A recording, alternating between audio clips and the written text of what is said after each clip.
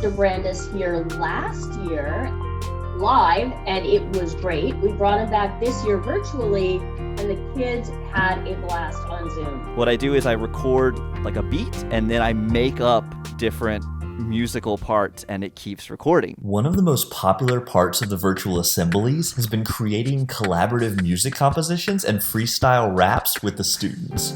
I use polling to allow students to select which instruments I use, and they get to vote on topics that they're passionate about, which I then use to create a freestyle rap on the spot. We use the example of composing music to explore the power of the growth mindset together and help students adapt to the changes and uncertainties they've been experiencing. And just getting text messages during the performances from other parents saying how amazing the kids were engaging with it was just an awesome feeling as a PTA president and a mom. Tons and tons of kids and their families log on, and just ecstatic on how Dr. Blake got the kids to be really interactive with us in this different format. Kids had a fantastic time being involved and getting up and dancing and doing their movements and everything like that. That I highly, highly, highly recommend having Dr. Blake. If he can come to your school, that's fantastic. And if he can just come virtually, just as fantastic. Now when I count to 3, everyone say growth mindset. 1, 2, 3.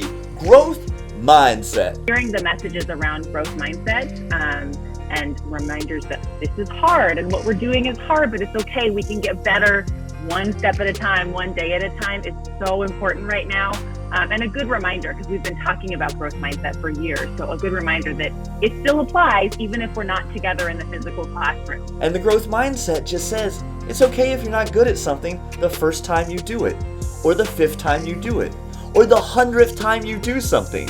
Because every time you work at it, your brain gets a little bit stronger each time. The ability to have kids, engage, even though they're on the other end of a screen, was evident. There was interactive gestures, kinesthetic, dancing, holding up signs, and it just worked. I was very impressed with the virtual assembly concept. I especially liked that it was relatable to our current times. We're all sheltering in place right now, and I know students are feeling maybe a little bummed out about that and unhappy to be not to be able to be at school, and it was just really nice to have a positive message. So take your 2 thumbs, point to yourself, and after I count to 3, say, I have permission not to be perfect. 1, 2, 3. I have permission not to be perfect. Such enthusiasm and energy to the concept of growth mindset, which we talk about all the time with our kids, but incorporating music and dance and all the elements of excitement and engagement. So now it's time to talk about 3 little letters that make a big difference. Y-E-T. Yet.